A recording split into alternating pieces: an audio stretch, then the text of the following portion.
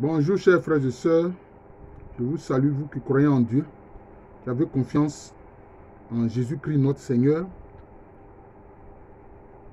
qui priez le Saint-Esprit de réaliser tous les projets de Dieu pour vous et qui ne refusez pas l'intercession de la Vierge Marie et de tous les saints qui nous ont précédés sur ce chemin de la foi qui conduit au monde du Seigneur, au monde divin. Alors, je vais me livrer à un exercice qui est difficile. Oui. C'est de parler de l'âme. Qu'est-ce que l'âme? Qu'est-ce que l'âme? Vous voyez très bien que l'Église parle de l'âme, de l'esprit et du corps. Dans le Magnificat de la Vierge Marie, vous entendez bien. Mon âme exalte le Seigneur. Exulte mon esprit en Dieu mon Sauveur. Donc, la Vierge Marie parle de l'âme. Et si vous faites attention, vous allez remarquer que toutes les cultures parlent de l'âme. Tous les peuples de la terre parlent de l'âme. Est-ce un hasard? Est-ce que c'est un hasard? Je dis non. Chez les peuples Akan, par exemple, l'âme est appelée Kra. L'âme est appelée Kra. Vous voyez. Tous les autres peuples parlent de l'âme.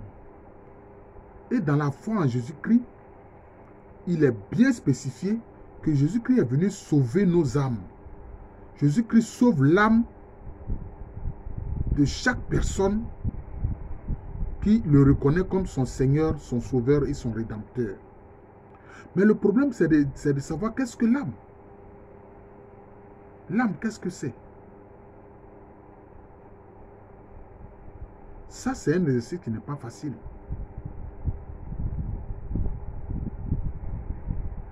Jésus-Christ a dit, à quoi sert-il à un homme de gagner le monde s'il perd son âme, ou bien s'il perd, dans d'autres textes, il dit, s'il perd la vie. Donc, la vie, c'est l'âme. Mais cette vie-là, c'est quelle vie? Ce n'est pas la vie du corps.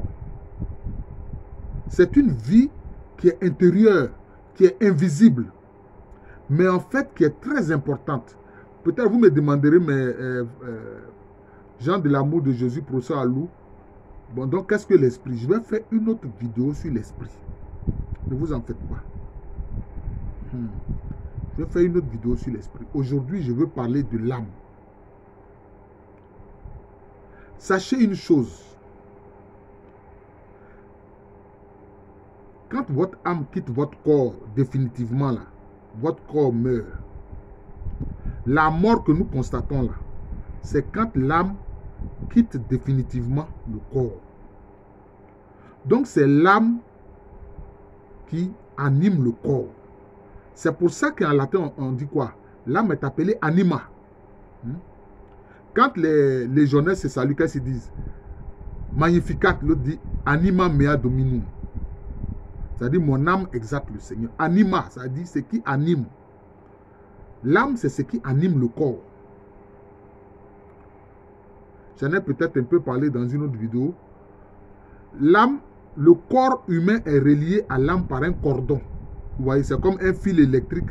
Pour que votre appareil marche, il faut que vous branchez ça à la source électrique. Voilà. C'est comme si l'âme est la source électrique, la source vivifiante du corps. C'est ça l'âme. Mais c'est une partie invisible. Vous voyez. En réalité, quelquefois, les rêves que nous faisons sont des réminiscences de ce que nous avons fait peut-être la journée ou de ce que nous voulons voir se réaliser. Mais il y a des fois où, quand ce sont des rêves prémonitoires et que notre personne est impliquée dans le rêve, ça c'est notre âme qui agit. C'est notre âme qui agit.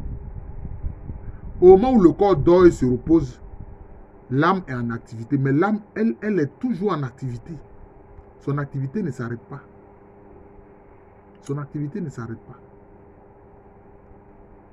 Et quand il y a la mort, en fait, c'est le cordon qui relie l'âme au corps qui se rompt, qui se coupe, c'est ça en fait la mort. Et puis maintenant, l'âme va aller là où elle doit partir. Si tu appartiens à Jésus-Christ, ton âme rejoindra ton Seigneur. Parce qu'il a sauvé ton âme et il veut que ton âme soit près de lui. C'est ça. Maintenant, l'âme, qu'est-ce que c'est? Voyez-vous, tout ce qui est dans la création a une âme. Oui, ça, je vous le dis. Tout ce qui est dans la création a une âme. Chaque arbre a une âme. Chaque animal a une âme. Je dis bien, chaque créature a une âme. La terre que vous voyez là, le globe terrestre là, a une âme. Dernièrement, j'ai regardé quelque chose, comme on appelle ça, une vidéo, un post où des chercheurs disent que ils constatent que la terre est un être vivant. Il dit, mais nous, nos ancêtres africains, là, ils ont toujours dit ça. Donc, ils ne nous apprennent rien. La terre a une âme. C'est pour ça que c'est un être vivant. Le soleil que vous voyez là a une âme. La lune a une âme. Le chien que vous avez chez vous à la maison là a une âme. Pourquoi? Personne ne peut contester cela. Pourquoi? Parce que chaque créature est issue de la parole de Dieu. C'est la parole de Dieu qui a créé chaque créature. Que ce soit des créatures humaines, que ce soit des créatures animales, que ce soit des créatures végétales, que ce soit des créatures minérales. C'est la parole de Dieu qui a créé. Or, la parole de Dieu est vivante. D'ailleurs, cette parole de Dieu, c'est le Christ. Et puis maintenant, quand il s'incarne pour devenir un homme, c'est la personne de Jésus-Christ. C'est pour ça que chaque créature a une âme. Parce qu'elle est issue de la parole dite par Dieu pour la créer. Vous comprenez? Donc, notre âme est une fraction de la parole de Dieu qui nous a créés. Vous voyez? Donc, on peut dire que notre âme, c'est un petit morceau de la parole de Dieu. Vous voyez? Or, cette parole de Dieu, c'est qui? C'est la personne de Jésus-Christ. C'est pour ça qu'il est dit dans le livre de la Genèse que l'homme est créé à l'image de Dieu. L'homme est créé à l'image de Dieu parce qu'il a été créé par la parole de Dieu. Et cette parole est vivante. C'est le Christ Jésus.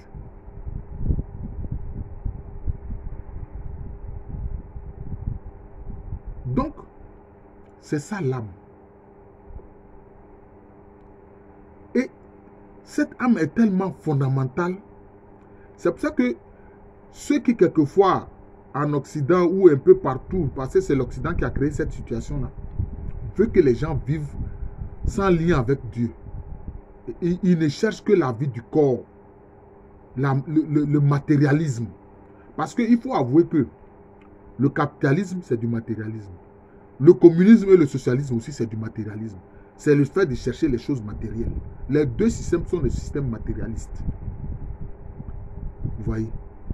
Alors que l'âme, c'est un corps subtil. L'âme est subtile, ce n'est pas physique. Mais pourtant, c'est lui qui anime le corps. Je vais faire une vidéo sur l'esprit, mais l'âme même est animée par l'esprit. Vous comprenez? C'est pour ça que vous devez faire attention à votre âme. Mais quand on va à la confession et qu'on avoue nos péchés, nos manquements, etc., c'est pourquoi? C'est en vue de la sanctification de notre âme. Sinon, notre corps, là, on va laver ça. Quand on s'est lavé, on s'est bien parfumé, etc., bon, ça c'est le corps. Mais évidemment, le Seigneur nous a promis le corps glorieux. Ça, c'est une autre affaire. J'ai déjà fait une vidéo sur le corps glorieux. Frères et sœurs, vous pouvez aller regarder ça. Toujours sur ma chaîne YouTube, Jean de l'amour de Jésus. Donc, l'âme, c'est une partie, une étincelle, un noyau, une particule, un atome de la parole de Dieu. J'ajouterai de la lumière de Jésus-Christ, de la lumière du Christ. C'est ça l'âme. C'est pour ça que Dieu tient tellement au salut de l'âme de l'être humain. Vous voyez? C'est pour ça que Dieu tient tellement au salut de l'âme de l'être humain. Et comme chaque créature est issue de la parole de Dieu, c'est pour ça que tout dans la nature doit être respecté. Et nos ancêtres africains, ils avaient compris ça. Ils prenaient juste dans la nature ce dont ils ont besoin. Ils ne faisaient pas ce gaspillage que le système industriel, aussi bien capitaliste que communiste, a créé. Et aujourd'hui, maintenant, ils viennent nous parler d'écologie. Nos ancêtres, ils étaient des écologistes avant l'heure. Leur seul problème, c'est que quelquefois, ils vénéraient les âmes et les esprits des autres créatures. C'est ça qui fait problème. C'est ça qui fait problème. Mais nos ancêtres africains savaient cela. Nos ancêtres africains savaient cela. C'est pour ça que même ils vénéraient la terre. Voilà. Ils vénéraient l'âme de la terre. Vous voyez. Mais ce n'est pas la chose à faire. La seule personne qui est digne d'adoration, de vénération, c'est Dieu. Et puis maintenant, les saints, on les vénère aussi. Parce qu'ils ont vécu dans la volonté de Dieu. Ils ont vécu selon la volonté de Dieu. Vous voyez, c'est ça. Donc l'âme, je dirais aussi, c'est une étincelle, un atome de la lumière de Dieu lui-même. Puisque l'âme est issue de la parole de Dieu. C'est une étincelle de la lumière de Dieu. Or, la lumière de Dieu, c'est qui? C'est Jésus-Christ. Hein? Bientôt, on va célébrer la Pâque. Qu'est-ce qu'on dit? Christ, tu es lumière. Lumière pour le monde. Qui te suit ne marche pas dans la nuit. Qui te suit ne marche pas dans la nuit. Dieu est lumière. Je ne parle pas de la fausse lumière de Lucifer devenu Satan. Parce que c'est ce que les autres là, les lucifériens là, ils suivent. Mais ils ne savent pas que c'est une lumière qui est devenue fausse, qui est tournée vers le mal. Je parle de la lumière véritable. On dit que le Père Céleste, il est le Père des lumières. Le Saint-Esprit s'est manifesté comme feu. Le feu, c'est la lumière. Le feu, c'est la lumière. Vous voyez, quand il y a court-circuit là, la lumière là devient comment? Ça devient feu. Le feu, c'est la lumière. La lumière, c'est du feu à un très haut taux de vibration. Donc, ton âme là, c'est la lumière de Dieu en toi. Mais une lumière, pour qu'elle continue de briller, il faut quoi? Il faut qu'elle soit alimentée. Ton âme a besoin d'être alimentée. L'aliment de ton âme, c'est quoi? C'est comme il y a un homme insensé qui est très riche. Il dit que il a eu une récolte abondante. Il va mettre tout ça là dans son grenier. Et puis maintenant, son âme va manger. Comme si l'âme peut manger la nourriture physique. Dieu lui a dit, idiot. Aujourd'hui même, je réclame ton âme. Vous voyez. Aujourd'hui même, je réclame ton âme. L'âme ne mange pas la nourriture physique. Quelle est la nourriture de l'âme? Parce que l'âme mange. Qu'est-ce que la nourriture de l'âme? La nourriture de l'âme, c'est son lien avec son Créateur. C'est son lien avec son Sauveur. C'est son lien avec son Consolateur. C'est-à-dire quoi? La prière. Donc, quand tu pries là, c'est vrai que tu connectes ton âme à Dieu. La prière, c'est pour ça que la prière est importante. La prière, c'est la connexion à Dieu. Vous voyez. Et c'est pour ça que Jésus-Christ a dit que quand 2 ou 3 se mettent ensemble pour prier, pour l'exalter, il est au milieu de. Pourquoi? Là, ça crée un réseau. Là, maintenant, ça devient un réseau. Mais de toutes les façons, quand tu es en train de prier, mets dans ton cœur et dans ton esprit que tu es en communion avec tous ceux qui dans l'univers sont en train de prier le Seigneur. Parce que donc quand tu pries, en fait, tu ne pries pas seul. Tous les saints qui sont auprès de Dieu sans cesse le louent, l'adorent. Donc tu te mets en connexion avec eux. Hein?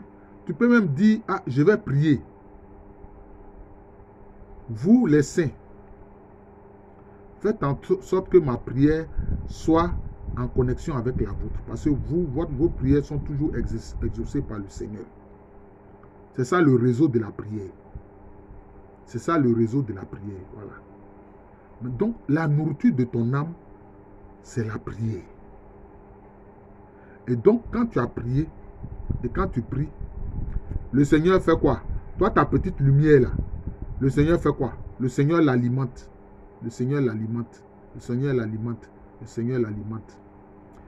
Et la petite lumière de ton âme peut devenir très grande. Peut devenir une lumière puissante. Ça peut te transfigurer. Si le Seigneur le veut, comme lui-même, lui, il est Dieu. La transfiguration, le récit de la transfiguration que vous connaissez.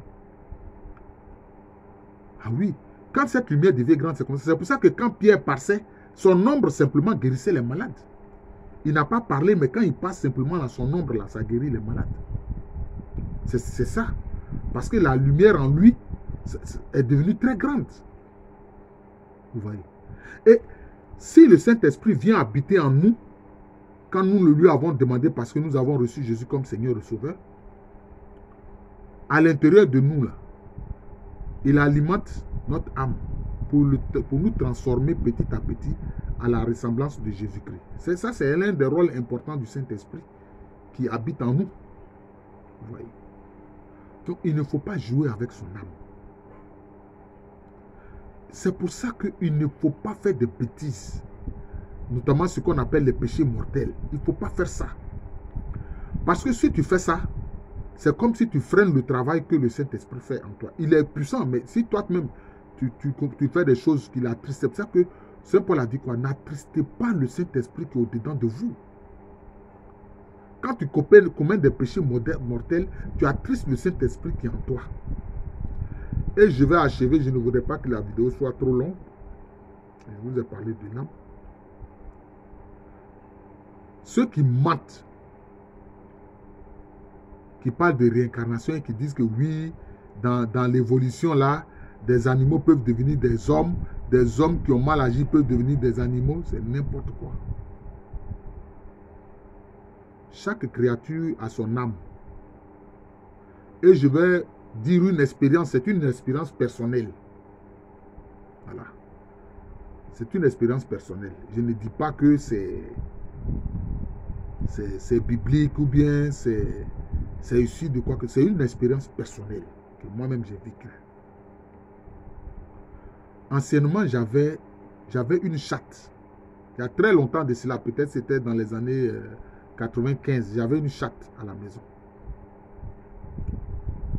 Et puis, j'ai constaté que, bon, de temps en temps, la chatte sortait, on ne la mettait pas en permanence dans la maison, de temps en temps, la chatte sortait. La chatte même, je l'avais appelée Boyau. C'est comme ça que j'ai appelé la chatte. J'ai appelé la chatte là Boyau. Boyau qui est le nom d'un matriclant, notamment chez les Bétibé ou les Eotilés, qui a pour symbole le chat. D'ailleurs, ce même matriclant-là, c'est celui que les Hébreux appellent Godouma, et que les Ashantis appellent Asona, et que les Zma appellent Ezorili. Mais les Eotilés appellent ce matriclant-là Boyau. Donc, j'avais appelé ma chatte Boyau. Et puis, j'ai constaté que la nourriture qu'on lui a donnée, elle n'a pas mangé. J'ai dit, mais qu'est-ce qui se passe? Mais Boyau n'agit pas comme ça. Boyau, là, elle mange régulièrement. Pourquoi est-ce que cette fois-ci, sa nourriture, son eau, elle n'a pas mangé, elle n'a pas bu? Donc, j'ai commencé à la chercher. Et puis, je suis allé la retrouver sur la dalle de la maison. Elle avait mis bas. Elle avait mis bas. Et elle est morte. Et puis, les 3 chatons aussi sont morts, malheureusement. Donc, je suis allé enterrer la chatte Boyau et puis ces 3 petits, les 3 chatons. Mais je vous dis, frère, je ne mens pas. Je ne mens pas. Je ne mens pas. Quelques jours après l'enterrement, si je puis parler ainsi, de ma chatte Boyau, je l'ai vu distinctement venir entrer dans le salon, faire un tour dans le salon et puis s'en aller. Je l'ai vu. Voilà. Si vous voulez, vous pouvez dire ce que vous pensez. Voilà. Que mon esprit n'est pas normal. Ça, c'est votre affaire. Vous voyez? Qu'est-ce que j'ai vu? C'est l'âme de la chatte Boyau que j'ai vu. C'est son âme que j'ai vue. Voilà, c'est tout. Je vous remercie. Je vous parlais de l'âme. C'est une dimension tellement grande parce que c'est pour le salut de nos âmes que le Seigneur Jésus-Christ a fait son sacrifice si douloureux sur la croix. Et la Vierge Marie nous enseigne que son âme là exalte le Seigneur. Son âme exalte le Seigneur. Quand on dit exalter, c'est comme si tu exaltes un parfum, c'est-à-dire que ça se dégage de ta personne. Hein? Ça sort de ta personne. C'est-à-dire que ça rayonne de ta personne. L'âme de Dieu fait rayonner, pardon, la présence de Dieu fait rayonner l'âme de la Vierge Marie. C'est pour ça qu'elle a dit dans son Magnificat, mon âme exalte le Seigneur. Il n'est pas toujours facile de trouver des mots pour exprimer des réalités invisibles, des réalités spirituelles comme l'âme. Mais je viens de vous parler de l'âme. Donc il faut faire attention à notre âme. Et la prière, la participation à l'Eucharistie, la communion au corps et au sang du Christ sanctifie l'âme. Ça sanctifie l'âme. Voilà, ça sanctifie l'âme. La sanctification est de feu, la purification est d'eau. Voilà. Je répète, la sanctification est de feu, la purification est d'eau. Notre âme a besoin d'être sanctifiée, notre esprit, lui, a besoin d'être purifié. Je vous dis ça, c'est la réalité. C'est ça. C'est ça.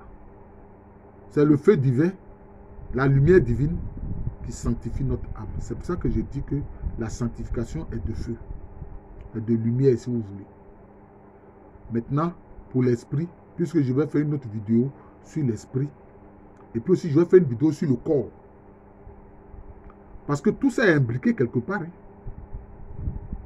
L'esprit, lui, il est purifié par les eaux vives du Seigneur. Je suis le frère Jean de l'amour de Jésus. C'est mon nom spirituel. Et à l'état civil, je suis le professeur Alou Kwame. Je suis heureux. Aujourd'hui, sur cette chaîne YouTube de moi, Jean de l'amour de Jésus, j'en suis à 715 abonnés. Je remercie le Seigneur. Qu'il continue de faire connaître cette chaîne YouTube de moi à d'autres personnes. Et puis que mes auditeurs partagent ces vidéos-là. Partagez ces vidéos. Ne jouons pas avec l'âme que Dieu nous a donnée. Et faisons en sorte qu'elle soit sanctifiée par le Seigneur, en évitant d'attrister le Saint-Esprit. Je vous souhaite un joyeux dimanche. Moi, ce dimanche-là où le Seigneur a montré toute sa miséricorde vis-à-vis de cette femme adultère que les pharisiens et autres personnes voulaient lapider parce qu'on l'a pris en flagrant délit d'adultère. Moi, ce dimanche, je l'appelle la miséricorde, le dimanche de la miséricorde du Seigneur. C'est moi qui appelle ça comme ça. Hein. Je n'ai pas dit que c'est l'Église. C'est moi qui appelle ça comme ça. C'est le dimanche de la miséricorde du Seigneur. Merci encore. Joyeux dimanche et bonne journée.